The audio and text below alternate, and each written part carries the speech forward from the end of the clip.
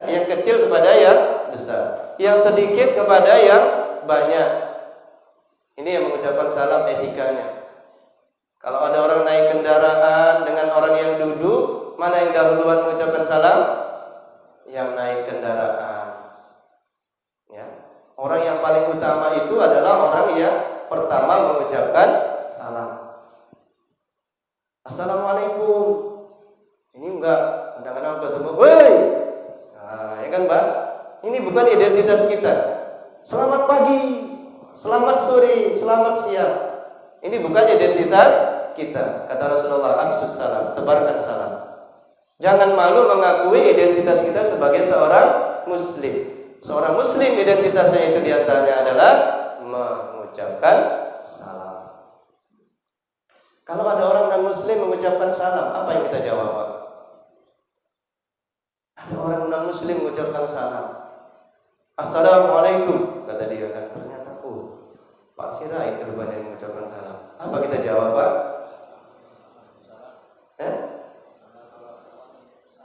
Waalaikumsalam. Waalaikumsalam. Wah, dilarang sama Rasulullah, Pak. Kalau orang non-muslim mengucapkan salam, dia mendoakan kita keselamatan bagi kamu. Kata Rasulullah, dijawab dengan waalaikum. Tanpa embel-embel setelahnya. Waalaikum. Cukup dengan waalaikum. Ya, kamu juga selamat. Nah, ini tuntunan Rasulullah. Jangan dijawab dengan waalaikumsalam. Bagi kamu racun. Wah, sam itu racun, Pak. Ini tidak dibolehkan sama Rasulullah. Cukup dengan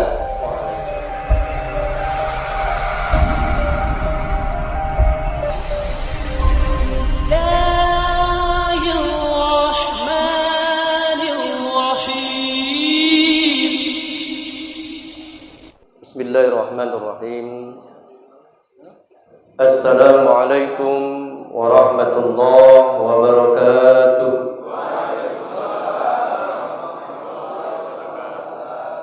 Alhamdulillah, wassalatu wassalamu ala Rasulillah wa ala alihi wa ashabihi ajma'in. Asyhadu an la ilaha illallah wahdahu la syarika lah. Iyyahu na'budu wa iyyahu nasta'in. Wa asyhadu anna Muhammadan abduhu wa rasuluh al-mab'uts rahmatan lil alamin. Amma ba'du. Yang saya hormati pengurus dari FKSMM, yang saya hormati pengurus dari Badan Kenaziran Masjid Darussalam, yang saya hormati bapak-bapak pengurus dari BKM yang tergabung di dalam FKSMM, Bapak Kepala Desa, bapak-bapak, para alim ulama, para cerdik cendikia yang barangkali tidak bisa saya sebutkan satu persatu.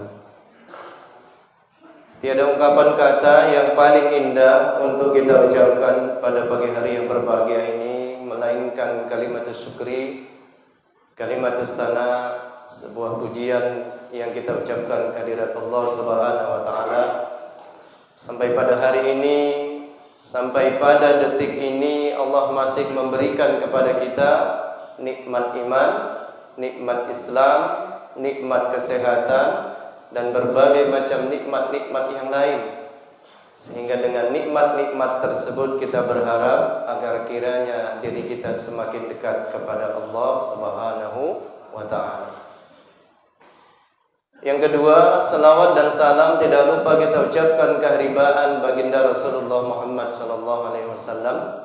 Semoga kelak kita termasuk di antara umatnya yang akan mendapatkan syafaatnya. Bapak-bapak, ma'asyiral muslimin, jemaah pengajian subuh, ya, subuh mengaji. Ada namanya maghrib mengaji. Kalau kita subuh mengaji. Yang saya muliakan, kira-kira berapa jam kita ini, Pak? 2 jam, sanggup? Sanggup. 3 jam sanggup? Saya tidak sanggup. Jadi saya dapat sedikit bocoran setengah jam saja Ustaz. Cukup Pak setengah jam? Cukup ya? Makanya saya ada sedikit tadi membuat catatan-catatan, mungkin sudah dibagi Pak. Tidak banyak, mungkin barangkali nanti bisa difotokopi sendiri. Ya, catatan-catatan ada 1 lembar. Catatan ini penting karena kalau kita keluar dari sini biasanya apa yang disampaikan para ustaz-ustaz kita hilang semuanya. Oleh karenanya ya saya sedikit menyebarkan catatan supaya begitu kita pulang dari sini adalah sedikit banyaknya ilmu yang menetap di dalam hati sanubari kita. Baik Bapak Ibu sekalian yang dirahmati oleh Allah, judul pembicaraan kita pada pagi hari ini yakni hamba yang dirindukan surga. Hamba yang dirindukan surga. Saya terinspirasi dengan keberadaan masjid kita Pak. Nama masjid kita ini adalah Masjid Darus Salam. Saya cari-cari di dalam Al-Quran, ada nggak ayat Al-Quran yang berbicara tentang Darussalam? Ternyata Darussalam itu adalah nama sebuah surga. Namanya surga Darussalam. Apa ayatnya? Terdapat di dalam surah Yunus ayat 25. Wallahu yad'u ila daris salam wa yahdi man yasha'u ila siratim mustaqim. Wallahu yad'u ila daris salam. Allah menyeru kepada manusia supaya ke Darussalam. Darussalam itu supaya kita semuanya masuk ke dalam surga. Namanya surga Darussalam. Yahdi man yasha. Allah memberikan hidayah kepada orang-orang yang Dia kehendaki. Ila siratim mustaqim, kepada jalan yang lurus. Jalan yang lurus itu yakni agama Islam. Jadi ayat ini Bapak Ibu sekalian membicarakan tentang surga Darussalam. Surga Darussalam itu untuk siapa? Untuk orang-orang yang kuat imannya, yang kuat Islamnya, kemudian memperhatikan ayat-ayat Allah, lalu dia banyak beramal saleh. Inilah surga Darussalam. Makanya saya berharap kita yang hadir di sini dengan pengajian-pengajian yang dilaksanakan setiap Ahad akan bertambah kuat iman kita, bertambah luas wawasan keislaman kita, kemudian bertambah khusyuk amal ibadah kita, dan bertambah banyak amal ibadah kita. Kelak mudah-mudahan kita diizinkan oleh Allah masuk ke dalam surga Darussalam. Mudah-mudahan insyaallah. Nah, bagaimana caranya supaya kita bisa masuk ke dalam surga Darussalam? Caranya tiada lain adalah dengan mencintai baginda Rasulullah Muhammad sallallahu alaihi wasallam. Di dalam surah Ali Imran ayat 31 Allah berfirman, "Qul in kuntum tuhibbunallaha fattabi'uni yuhibbukumullah wa yaghfir lakum dzunubakum wallahu ghafurur rahim." Qul in kuntum tuhibbunallah, kalau engkau cinta kepada Allah, fattabi'uni, kata Rasulullah, ikuti aku. Yuhibbukumullah, maka Allah akan mencintaimu, wa yaghfir lakum dzunubakum, dan Allah akan mengampuni dosa-dosamu. Wallahu ghafurur rahim. Allah Maha Pengampun lagi Maha Penyayang. Nah, kaum muslimin yang dirahmati oleh Allah, jadi untuk masuk ke dalam surganya Rasulullah, surganya Allah itu tidak lain adalah dengan mencintai baginda Nabi sallallahu alaihi wasallam. Bapak cinta enggak kepada Rasulullah, Pak? Cinta enggak? Kalau Rasulullah cintanya luar biasa, Pak. Ketika beliau mau meninggal dunia, beliau ingat dengan kita. Kata Rasulullah, ummati, ummati, ummati. Masih ingat beliau dengan kita, Pak. Padahal beliau sudah ingin meninggalkan dunia ini.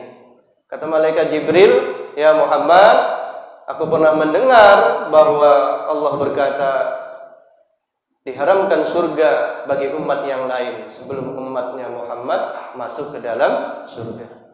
Jadi insyaallah Pak, kita semua ini akan masuk ke dalam surga. Kata Rasulullah, kullu ummati yadkhulunal jannah illa man aba. Setiap umatku, kata Rasulullah, akan masuk ke dalam surga. Kullun, setiap. Berarti setiap kita Pak akan masuk ke dalam surga. Illa man aba, kecuali orang-orang yang enggan masuk ke dalam surga. Para sahabat heran, ya Rasulullah, siapa orang yang enggan masuk ke dalam surga itu? Kata Rasulullah, man ata'ani dakhalal jannah wa man asani faqad aba. Yang taat kepadaku itulah orang-orang yang akan masuk ke dalam surga. Dan orang yang tidak mau taat kepadaku itulah orang-orang yang enggan masuk ke dalam surga. Bahkan bapak-bapak sekalian, nanti ketika kita penduduk surga sudah masuk ke dalam surga, penduduk neraka sudah masuk ke dalam neraka, maka Allah menyuruh kepada Rasulullah, Muhammad, tengok di dalam neraka itu. Mana tahu di dalam neraka itu ada umatmu yang dulu punya iman, walau imannya hanya sedikit. Ambil, kata Allah. Lalu Rasulullah masuk ke dalam neraka, dia lihat mana di antara umatnya yang punya iman, walaupun imannya hanya sedikit. Lalu diambil oleh Rasulullah, dipindahkan ke dalam Nahrul Hayat, di dalam sungai kehidupan. Setelah itu kita dipindahkan, dimasukkan ke dalam surganya Allah Subhanahu wa ta'ala. Kepingin masuk surga Pak? Kepingin. Rasulullah cintanya luar biasa kepada kita. Lalu bagaimana cinta kita kepada Rasulullah? Apa bukti kita cinta kepada Rasulullah? Apa Pak? Iya. Yang pertama, perbanyak membaca salawat. Innallaha wa malaikatahu yusholluna 'alan nabi. Ya ayyuhalladzina amanu shollu 'alaihi. Sesungguhnya Allah dan para malaikat mereka berselawat kepada Nabi. Ya ayyuhalladzina amanu, hai orang-orang yang beriman, kata Allah, shollu 'alaihi, berselawatlah kamu kepadanya. Ini ayat menyuruh kita untuk berselawat kepada Nabi. Yang ada di langit berselawat kepada Nabi, yang ada di bumi berselawat kepada Nabi. Allah berkeinginan semua yang ada di langit, semua yang ada di bumi berselawat kepada Nabi sallallahu alaihi wasallam. Allah berselawat kepada Nabi artinya apa? Allah memuji baginda Rasulullah sallallahu alaihi wasallam. Malaikat berselawat kepada Nabi artinya malaikat berdoa untuk Nabi. Kalau kita berselawat kepada Nabi artinya al-istighfar, memohon ampunan Allah Subhanahu wa ta'ala. Makanya kata Rasulullah, man shalla alayya salatan sallallahu alaihi asyran. Barang siapa yang berselawat kepadaku 1 kali, maka Allah akan berselawat kepadanya 10 kali. Dalam hadis yang lain disebutkan, barang siapa yang berselawat kepadaku 1 kali, Allah akan memberikan 10 kebaikan. Allah akan menghilangkan 10 keburukan, dan Allah akan mengangkat derajat kita 10 derajat. Nah, ini Pak, ini bukti cinta kita kepada Nabi dengan memperbanyak salawat dan salam. Kapan kita baca Pak? Kapan kita baca? Ya, ketika sholat kita baca. Selain itu, pada hari Jumat atau pada malam Jumat. Pada hari Jumat, pada malam Jumat, ini permintaan Rasulullah supaya kita memperbanyak mengucapkan salawat. Allahumma salli wa sallim ala Sayyidina Muhammad. Ini yang paling ringkas Pak. Allahumma salli wa sallim ala Sayyidina Muhammad. Boleh pakai Sayyidina, boleh juga tidak pakai Sayyidina. Kalau kita pakai Sayyidina, bukan diartikan kita itu ingin menyembah Nabi, tidak, tetapi ini sebuah penghormatan, penghargaan. Karena Nabi pernah mengatakan, la tutruni kama atratin nasara Isa bin Maryam. Jangan engkau memuji berlebihan kepadaku, kata Rasulullah. Sebagaimana Isa bin Maryam, sebagaimana orang-orang Nasrani memuji Isa bin Maryam. Akhirnya mereka melampaui batas, sehingga mereka menganggap Isa bin Maryam itu seperti anak Tuhan. Perbanyak membaca selawat Pak pada hari Jumat ataupun pada malam Jumat. Nah, ini yang pertama. Cara kita mencintai Nabi adalah dengan memperbanyak mengucapkan selawat. Yang kedua, cara kita mencintai Rasulullah itu adalah mengikuti perintahnya dan menjauhi larangan-larangannya. Kalau kita lihat Pak, perintah-perintah Rasulullah sangat banyak Pak. Sangat banyak. Kita bahas beberapa di antaranya. Yang pertama adalah istighfar. Rasulullah menyuruh kita untuk banyak-banyak beristighfar. Istaghfiru, kata Rasulullah. Fa inni astaghfirullah fil yaumi marrah. Perbanyak istighfar, karena aku beristighfar sehari semalam sebanyak 100 kali. Ini Rasulullah yang sudah dijamin oleh Allah masuk surga, tetapi beliau beristighfar sehari semalam sebanyak 100 kali. Astaghfirullah wa atubu ilaih. Ini yang sangat sederhana. Astaghfirullah wa atubu ilaih. Tadi Pak Ketua sudah mengajak kita untuk beristighfar. Jadi Pak, kalau bisa habis sholat istighfar 100 kali. 100 kali itu bukan waktu yang lama, paling sekitar hanya 10 menit. Astaghfirullah wa atubu ilaih. Astaghfirullah wa atubu ilaih. Orang yang memperbanyak membaca istighfar, maka Allah akan mengampuni dosa-dosanya. Sebab dosa kita itu, sebab doa kita itu tidak diterima oleh Allah, salah satunya adalah karena banyak dosa. Maka supaya doa kita dikabulkan oleh Allah, perbanyak membaca istighfar. Astagfirullah wa atubu ilaih. Kalau orang yang banyak dosa dia beristighfar, bertaubat kepada Allah, maka insya Allah Allah akan mengampuni dosa-dosanya.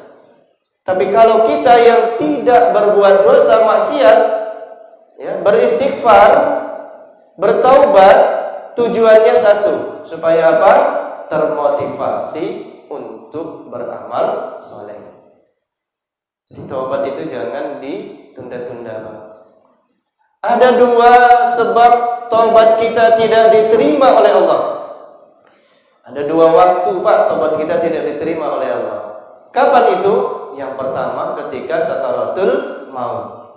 Ketika sakaratul maut tiba, maka pada saat itu kita baru ingin bertaubat, maka taubat kita tidak diterima oleh Allah. Yang kedua, ketika matahari terbit dari barat. Terbit dari barat. Amma yatasa'alun anin naba'il azim.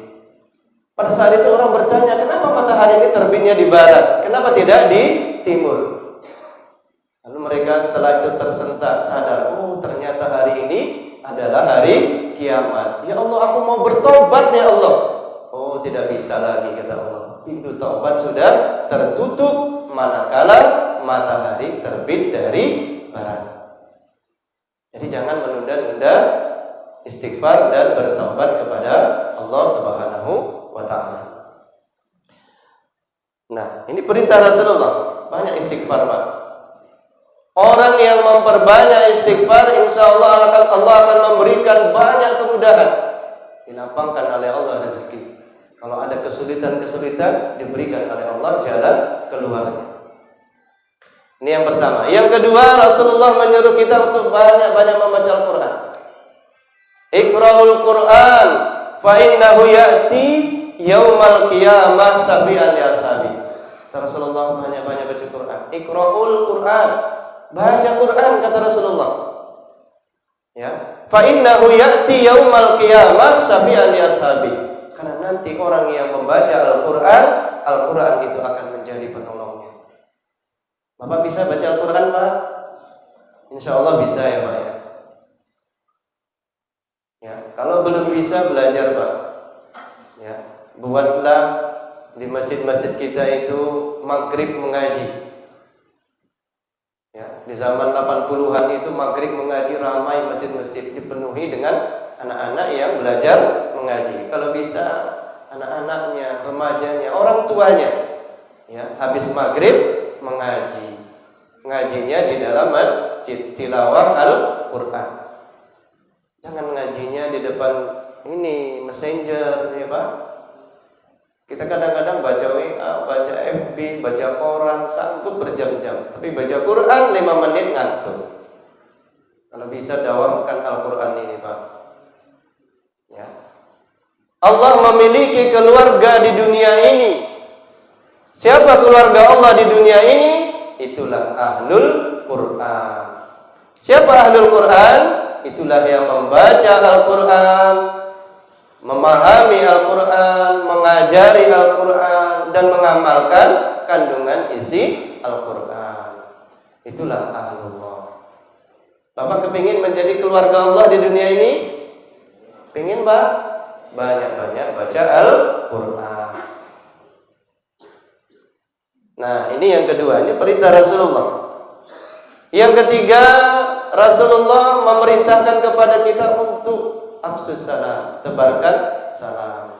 Tebarkan salam. Salam itu identitas kita sebagai seorang muslim. Bagaimana mengucapkan salam itu, Pak? Bagaimana? Piye, Pak? Iso? Bagaimana mengucapkan salam itu, Pak? Coba sama-sama. Assalamu alaikum warahmatullahi wabarakatuh. Kadang-kadang kita banyak yang salah mengucapkan salam, Pak. Assalamualaikum. Assalamualaikum. Sam itu artinya apa, Pak? Sam itu dalam bahasa Arab artinya racun. Jangan pernah sekali-sekali kita salah di dalam mengucapkan salam. Assalamualaikum. Sam itu artinya racun. Jadi harus lengkap. Assalamu alaikum. Kula nuwun. Nah, kalau orang Jawa kula nuwun. Kula nuwun itu nggak dapat pahala, Pak. Tapi kalau assalamualaikum dapat pahala. Assalamualaikum pahalanya 10. Assalamualaikum warahmatullah pahalanya 20. Assalamualaikum warahmatullahi wabarakatuh pahalanya 30. Kalau Bapak mau masuk ke rumah ucapin salam, Pak. Assalamualaikum. Insya Allah setan yang ada di rumah itu pada lari. Mau masuk ke kamar ucapin salam. Assalamualaikum warahmatullahi wabarakatuh. Insya Allah setan yang ada di kamar itu lari, Pak. Kalau Bapak mau tidur, kalau bisa, ya, bukan kalau bisa, harus itu tempat tidur kita dibersihkan. Kenapa? Karena setan itu tidur di situ. Kalau tidak kita bersihkan, nanti kita tidur sama setan, dikeloni sama setan. Ayo tidur sini, tidur sini. Akhirnya kita tidur sama setan. Ambil sapu lidi atau ambil kain, bersihkan supaya setan-setan itu pergi. Jadi kalimat salam ini Pak doa. Ketika kita mengucapkan salam, kita mendoakan orang lain. Assalamualaikum artinya apa? Keselamatan bagi. Warahmatullah artinya Allah memberikan rahmat. Wabarakatuh Allah memberikan berkah. 3 doa, Pak. Keselamatan bagimu, Allah memberimu rahmat, Allah memberimu berkah. Makanya orang yang mengucapkan salam ini itu adalah penduduk ahli surga.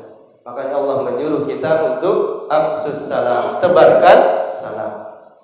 Kapan kita mengucapkan salam? Kalau ketemu. Ya, tadi kalau masuk rumah. Yang kedua kalau kita ketemu dengan saudara kita sesama muslim. Idza laqitahu kata Rasulullah fasallim alaihi. Kalau ketemu ucapkan salam. Ya, kalau yang kecil ketemu dengan yang besar ucapkan salam. Siapa duluan? Yang kecil apa yang besar? Yang kecil duluan mengucapkan salam kepada yang besar. Jangan yang besar kepada yang kecil, nanti kualat. Ya, yang kecil kepada yang besar, yang sedikit kepada yang banyak. Ini yang mengucapkan salam etikanya. Kalau ada orang naik kendaraan dengan orang yang duduk, Mana yang dahuluan mengucapkan salam? Yang naik kendaraan. Ya. Orang yang paling utama itu adalah orang yang pertama mengucapkan salam. Assalamualaikum. Ini enggak kadang-kadang ketemu, "Woi." Nah, ya kan, Pak? Ini bukan identitas kita.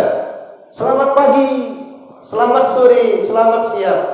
Ini bukan identitas kita. Kata Rasulullah, "Afsus salam," tebarkan salam. Jangan malu mengakui identitas kita sebagai seorang muslim. Seorang muslim identitasnya itu diantaranya adalah mengucapkan salam. Kalau ada orang non-muslim mengucapkan salam, apa yang kita jawab, Pak? Ada orang non-muslim mengucapkan salam. Assalamualaikum, kata dia kan. Ternyata, Pak Sirait rupanya yang mengucapkan salam. Apa kita jawab, Pak?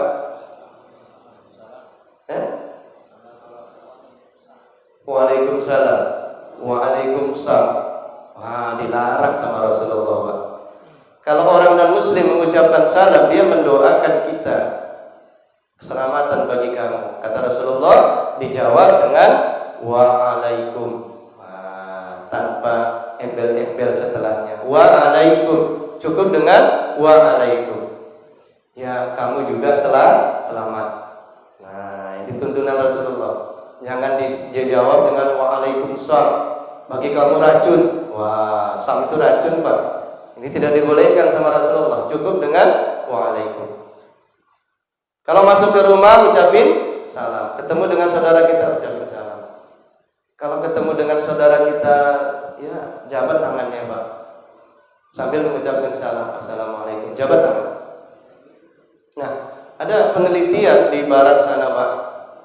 Penelitian terhadap orang-orang yang sudah berusia lanjut. Kenapa usianya sampai lanjut? Ternyata mereka memiliki satu kebiasaan. Apa kebiasaannya? Kalau berjumpa dia salaman.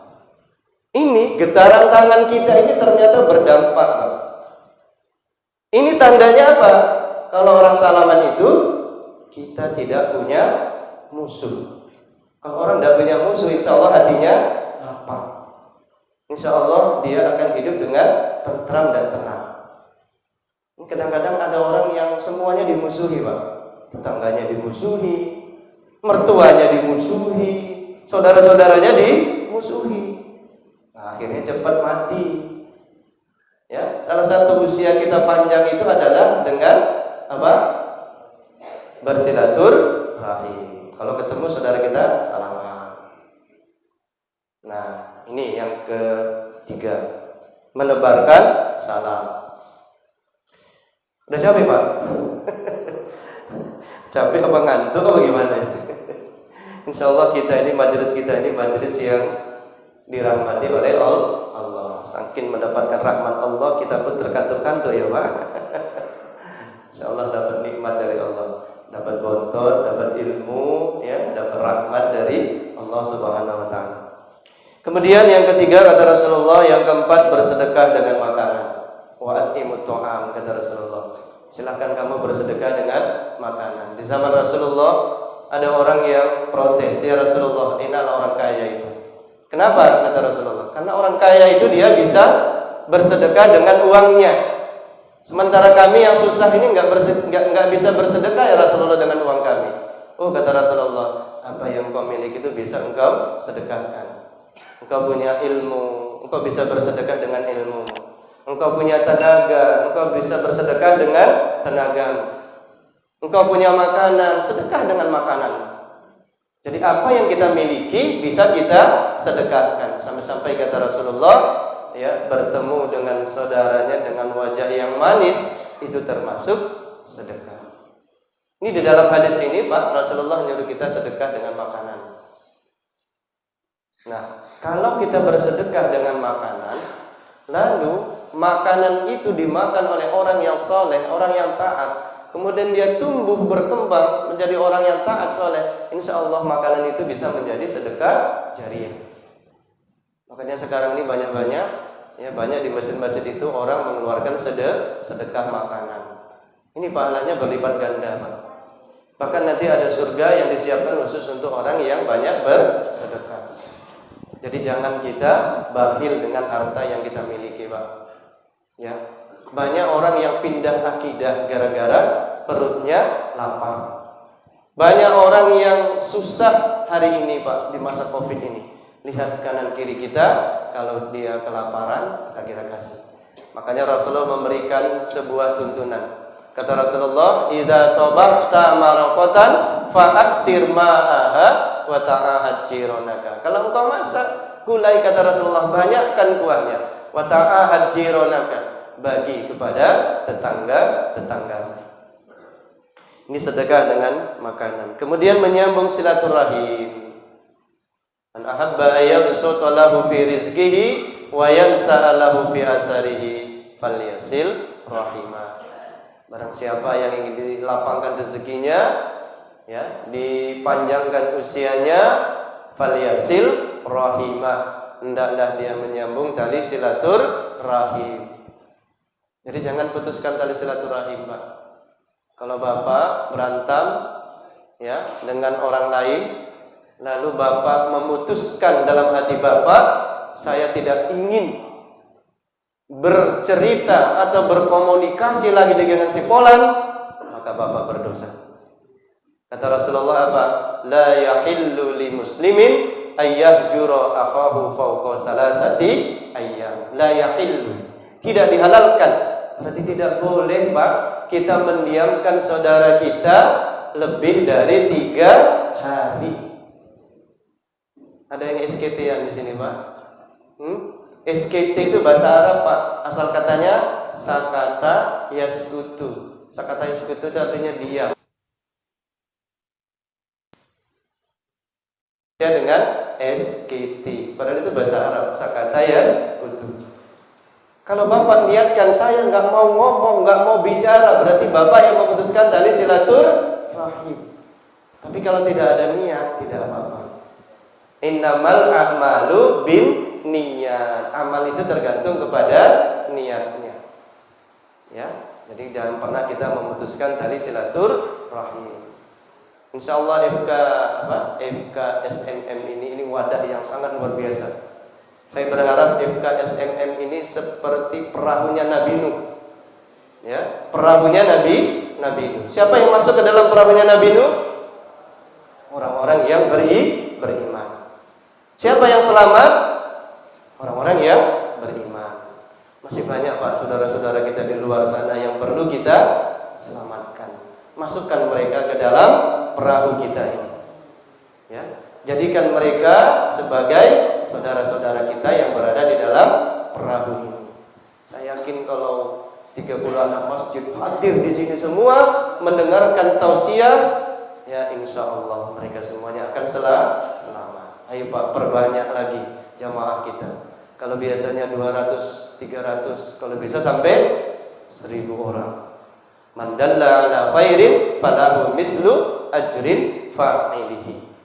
Barang siapa yang menuju ke kebaikan, maka Allah akan memberikan pahala seperti orang yang melakukan kebaikan tersebut. Ayo, Pak, ajak lagi saudara-saudaranya. Ya, di sini majelis ilmu, ya, majelis silaturahim. Insyaallah kita dapat rahmat, dapat silaturahimnya. Nah, jadi jangan putuskan tali silaturahim. Kemudian salat malam, salat tahajud. Kapan salat tahajud itu waktunya, Pak? Salat tahajud itu waktunya ada 3. Pertama di awal waktu, dari jam 8 sampai jam 10. Kemudian di pertengahan waktu, dari jam 10 sampai jam 1. Kemudian dari jam 1 sampai mau masuk waktu sholat subuh.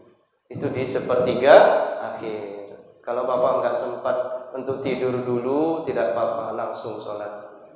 Ya, kalau bisa tidur dulu. Nanti tengah malam bangun sholat tahajud. Lalu ditutup dengan sholat witir. Sholat witir itu sholat yang sangat dicintai oleh Allah, Pak, yang sangat disukai oleh Allah. Kalau Bapak takut tidak bisa bangun sholat witir di akhir malam, habis sholat isya, sholat witir, Pak, 3 rakaat. Tutup dengan sholat witir 3 rakaat. Nanti kalau tengah malam bangun, ya sholat tahajud saja, sholat sunnah saja, tidak perlu ditutup dengan sholat witir, karena tadi sudah sholat witir. Nah, sholat malam Pak, jangan sampai kita tidak melaksanakan sholat malam walaupun hanya 2 rakaat. Nah, jadi ini yang disuruh oleh Rasulullah Sallallahu Alaihi Wasallam, melaksanakan sholat malam. Absus salam wa atimut ta'am wasilul arham wa sallu bil laili wan nasu niyam tadkhulul jannata bisalam. Engkau masuk surga dengan penuh keselamatan. Ini hadis Rasulullah supaya kita masuk ke dalam surga. Baik, 10 menit lagi ya Pak. Kemudian Rasulullah menyuruh kita untuk bermuhasabah. Ya, bermuhasabah. Apa itu muhasabah Pak? Kata Rasulullah, hasibu anfusakum qabla an tuhasabu. Hitunglah dirimu sebelum nanti Allah yang akan menghitung amalmu. Kita disuruh oleh Rasulullah untuk menghitung amal-amal kita dulu, Pak. Kita hidup 30 tahun, 50 tahun, 70 tahun. Coba tanya dalam diri kita, berapa banyak maksiat yang sudah kita lakukan? Berapa banyak berapa banyak kebaikan yang sudah kita laksanakan? Berapa banyak sedekah yang sudah kita keluarkan? Selama 50 tahun kita hidup, berapa banyak sholat yang kita tinggalkan? Apakah sholat kita full 5 waktu atau tidak? Nah, ini muhasabah. Mau tidur muhasabah, ya Allah, hari ini amal kebaikanku, aku sudah sholat 5 waktu, aku sudah bersedekah, aku sudah berzikir, aku sudah beristighfar. Nah, ini muhasabah, Pak. Oh, kesalahanku apa hari ini? Aku tadi ada bohong dengan si Polan. Nah, kalau kita berbuat salah dengan orang lain, Pak, segera minta maaf. Jangan nanti nunggu sampai datangnya hari Raya Idul Fitri, langsung minta maaf. Dosa seseorang itu tidak diampuni kalau dia tidak minta maaf. Langsung Pak minta maaf. Kalau dosa dengan Allah, gugur dengan istighfar. Tapi kalau dosa dengan manusia, terhapus dengan kita saling meminta maaf. Nah, ini perintah Rasulullah, bermuhasabah. Kemudian perintah Rasulullah yang lain itu memaafkan, Pak. Pernah Nabiullah Musa alaihissalam bertanya kepada Allah, "Ya Allah, siapakah hambamu yang paling kau sayangi?"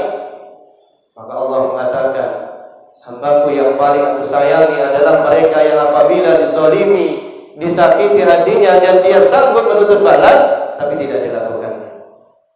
Inilah orang yang sangat dicintai oleh Allah. Orang yang dizalimi, disakiti, sanggup menuntut balas, tapi tidak dilakukannya. Ini orang yang sangat dicintai oleh Allah. Rasulullah itu orang yang paling disayangi oleh Allah, Pak. Orang yang paling dicintai oleh Rasulullah. Kita lihat di dalam sejarah Rasulullah itu dilempar batu. Kalau Rasulullah Pak dihina dirinya, beliau diam saja. Tapi kalau dihina agamanya, beliau marah. Maka Rasulullah mendoakan mereka, Allahumma hdi qaumi fa innahum la ya'lamun. Ini dia, memaafkan orang lain. Jadi masih banyak amalan-amalan yang disuruh oleh Rasulullah. Kemudian yang lain, Pak, Rasulullah menyuruh kita untuk bersegera melaksanakan kebaikan. Kata Rasulullah, badiru bil amali sholihah. Segeralah kamu beramal soleh, jangan menunda-nunda. Ada 5 hal, Pak, yang harus kita segerakan. Pertama apa? As-sholatu ala waktiha, salat pada waktunya. Ini amal yang disuruh oleh Rasulullah untuk kita segerakan, jangan ditunda-tunda. Yang kedua, menyegerakan fardu kifayah. Kalau ada saudara kita yang meninggal dunia, jangan segerakan, Pak. Kenapa? Karena sebagai seorang muslim, dia kepingin ketemu dengan Allah. Jangan nanti meninggalnya pagi, lalu dikebumikan besok harinya. Kalau bisa dikebumikan juga pada hari itu. Kalau dikebumikan malam, kira-kira bisa nggak? Boleh nggak? Boleh. Dikebumikan malam boleh, memang penuh dengan resiko. Tapi Rasulullah menyuruh segerakan. Kalau orang sudah meninggal dunia, disegerakan fardu kifayahnya. Kemudian segerakan membayar hutang, Pak. Ya, kalau Bapak punya hutang, jangan ditunda-tunda untuk membayarnya. Pernah Rasulullah Sallallahu Alaihi Wasallam tidak mau menyolatkan orang yang berhutang.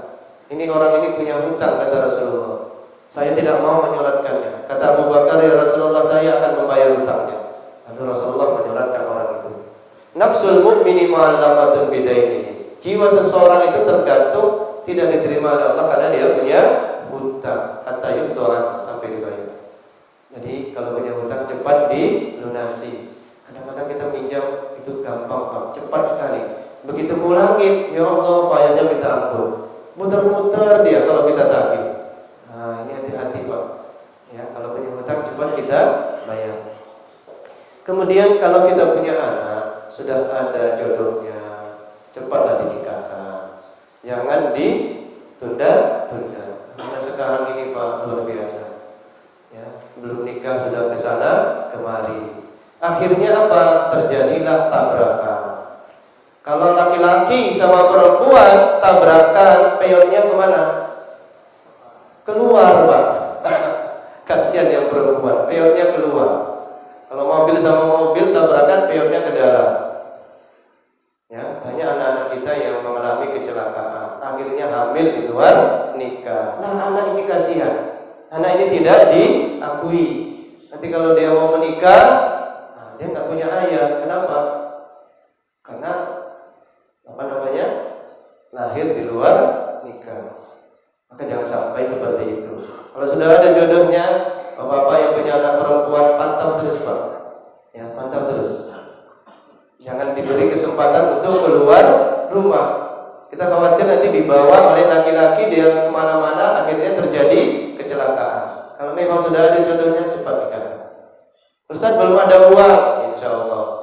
Ya, dengan menikah kita menjadi kaya. Kata Allah, yughnihimullah. Allah akan memberikan kekayaan kepada orang-orang yang menikah. Jadi jangan takut.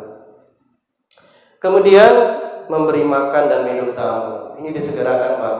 Kalau datang ke rumah kita tamu, ya segerakan. Tamu itu adalah raja. Siapkan minumnya, ya kan, Pak? Siapkan makanannya. Saya lihat pelayanan di sini tadi BKM-nya luar biasa. Bapak belum datang sudah disiapkan minumnya. Begitu datang langsung minum, langsung makan, ya kan, Pak? Saya begitu datang tadi langsung dipersilakan, dikasih minum. Saya minum dulu ya, Pak, ya. Bismillahirrahmanirrahim. Alhamdulillah. Jadi langsung dikasih makan, Mbak, langsung dikasih minum. Jangan sampai tamunya itu bilang, Mas, kayaknya di sini kemarau terus ya. Oh iya, sebentar Mas ya. Bu, lupa Bu. Apanya Mas? Itu hidangan kita. Kadang-kadang, Pak, tamu yang datang ke rumah kita itu kadang-kadang dia kepingin cari makanan, Pak. Kadang-kadang dia kepingin cari minuman. Misalnya kita berangkat dari Medan ke Tebing, kira-kira berapa jam itu? Mungkin 2 jam ya. Ini yang dari Medan nanti akan bilang, aduh, di Tebing ada saudara kita. Nanti kita berhenti di sana lah. Ya, mudah-mudahan dapat makan di sana. Kan banyak yang seperti itu, Pak, ya. Akhirnya dia singgah ke rumah kita. Nah, cepat disediain. Insya Allah makanan yang kita makan itu bermanfaat untuk dia. Kemudian ini perintah, Pak, masih banyak perintah-perintah dari Rasulullah. Kemudian larangan-larangan Rasulullah juga sangat banyak, Pak. Yang pertama, Rasulullah melarang kita untuk menyerupai. Laki-laki menyerupai perempuan, atau perempuan menyerupai laki-laki. Ini dilarang, Pak. Ya, bapak-bapak pakai apa namanya ini? Kerabu.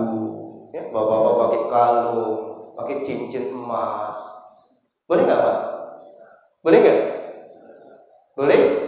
Tidak. Ya, laki-laki tidak boleh pakai cincin dari emas. Laki-laki tidak boleh memakai sutra. Kenapa tidak boleh? Itu untuk perempuan. Ya, makanya perempuan-perempuan kita, Pak, istri-istri kita itu tengok cincinnya emas, apa, di jarinya itu emas, di gelangnya, di tangan itu emas. Ya, sampai kadang-kadang dia gini-gini Pak mau pamer kan, gini. Nanti di kakinya lagi ada emas, di goyang-goyang kakinya kan. Nah kalau perempuan boleh Pak memakai emas, tapi kalau bapak tidak boleh. Tukar cincin, nah ini mau menikah tukar cincin, laki-laki pakai cincin dari emas, ya, ini pun tidak boleh. Jadi jangan sampai laki-laki memakai emas menyerupai perempuan. Ya, ini laki-laki tegak tapi jalannya kayak perempuan. Atau sebaliknya perempuan bergaya kayak laki-laki, potong rambutnya, ini persis kayak laki-laki. Ini dilarang. Kemudian Rasulullah menyarang kita untuk merayakan tahun baru. Nah, lagi tahun baru ya Pak. Bapak, tahun baru apa yang dikerjain Pak? Banyak saudara-saudara kita jualan trompet. Ada yang nunggu malam tahun baru niupin trompet. Trompet itu kebiasaan siapa? Orang Yahudi. Ya, ini tahun baru bukan tahun baru Islam, tapi yang merayakannya orang Islam. Orang Islam yang jualan trompet, orang Islam yang niupin trompet sampai gondokan. Sampai gondokan. Lalu orang Islam yang bermaksiat di malam tahun baru, Masya Allah Pak. Itu Bapak cek tadi di hotel-hotel itu penuh Pak malam tahun baru. Penuh. Kalau yang suami istri nggak masalah. Ini yang bukan muhrimnya, bukan suami istri. Tahun baru bukan nambah amalan baru, tapi menambah dosa baru, Masya Allah. Kalau tahun baru hutang kita lunas enak juga ya Pak ya. Ini tahun baru tapi hutangnya nggak lunas. Tahun baru dosanya tidak hilang, malah bertambah. Jadi tidak usah rayain terlalu berlebihan. Hidupin kembang api, ini kan mubazir, ya, sampai jutaan, Masya Allah. Ini tradisi bukan tradisi dari kita. Rayain Natal, saya dapat apa namanya itu, dapat kiriman dari kawan. Di Jakarta sana ada perayaan Natal, lalu di situ ada orang Islam yang selawatan, Masya Allah. Orang Islamnya selawatan. Majelis Ulama Indonesia sudah mengeluarkan fatwa, ya, yang Sumatera Utara, bahwa tidak boleh mengucapkan Natal. Kenapa? Karena itu berkaitan dengan akidah. Kalau kita mengucapkan Natal, berarti kita meyakini bahwa Allah itu punya anak. Nah ini dilarang, itu berkaitan dengan akidah. Makanya dilarang, jangan mengucapkan. Ini larangan-larangan Rasulullah masih banyak. Contoh yang lain, Rasulullah menyuruh kita supaya ketika buang air kecil jongkok. Jangan berdiri, Pak. Kalau buang air kecil kita jongkok, ya, diangkat kaki kanannya, dijongkok, insya Allah air itu nggak kemana-mana. Dan insya Allah air itu akan habis, Pak. Diurut kemaluan kita, berdaya. Keluar semua itu, Pak. Insya Allah nggak jadi penyakit, insya Allah sehat. Tapi kalau orang kencing berdiri, ya itu nanti akan tersisa di saluran pembuangannya. Bahkan nanti kalau kita sholat biasa itu akan keluar terus. Nah ini bisa membatalkan sholat. Karena Rasulullah Pak, ya Rasulullah itu singgah di 2 kuburan. Kata Rasulullah, ini mayat sedang diazab. Kenapa ya Rasulullah? Yang pertama dia diazab karena waktu di dunia dia buang air kecil tidak cebok. Nah ini Pak, hati-hati. Ini anak-anak laki-laki, hati-hati Pak. Anak-anak kita yang punya laki-laki, anak laki-laki ini hati-hati Pak. Kalau kencing disuruh cebok, disuruh jongkok. Ya, kadang-kadang kan kita masih kecil dulu Pak sambil jalan, barisan ya Pak yang ini dididik anak-anak kita Pak supaya kencing jongkok, kemudian disiram. Kemudian Rasulullah melarang kita minum sambil berdiri. La yashrabanna ahadukum qa'iman, kata Rasulullah, jangan minum sambil berdiri. Kenapa? Kenapa Pak? Kalau kita minum sambil berdiri, air yang kita minum itu mengarah ke saluran pembuangan. Tapi kalau kita minum duduk, insya Allah air itu akan menyebar ke seluruh anggota tubuh. Nah itu rahasianya kenapa Rasulullah melarang kita minum sambil berdiri. Dan yang lainnya, ya Rasulullah melarang kita untuk menggibah, untuk berjudi, mabuk dan lain sebagainya. Nah, ini larangan anak Rasulullah. Banyak sekali Pak yang kalau kita bahas barangkali enggak selesai. Yang terakhir, bukti cinta kita kepada Rasulullah adalah ikuti sunnah Nabi. Ikuti sunnah Nabi. Jangan alergi dengan sunnah Nabi Shallallahu Alaihi Wasallam. Apa itu sunnah?